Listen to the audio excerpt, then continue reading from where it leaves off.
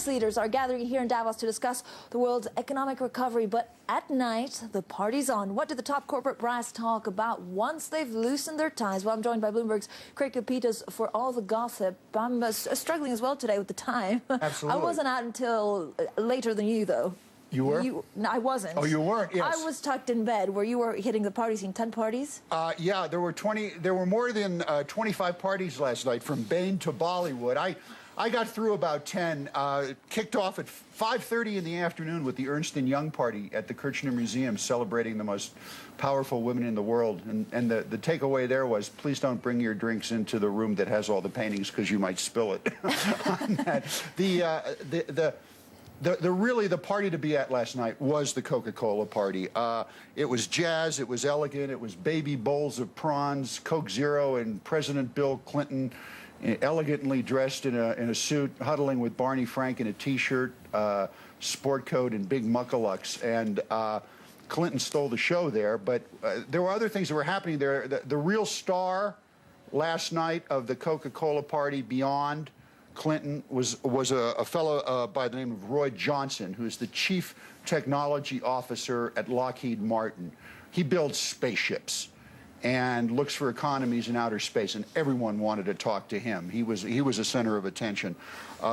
Craig, there are so many parties. Does it seem that there are less of these kind of like massive, glamorous big parties and more little ones, just because everyone wants a piece of the action? There were more little ones this year, but I have never seen the lines as long as I did this year for people getting into parties. The PricewaterhouseCoopers dinner and the party that they had really kind of set the tone for what Davos was about this year. At that party, they were celebrating, a sustainable future. And what was the gift there? Because I have gifts for you today. The gift there was a book by Thomas Friedman, on sustaining the future. That's the real issue. A lot of books being given out as gifts. This year, from me, you get a Coca-Cola to keep me warm vest.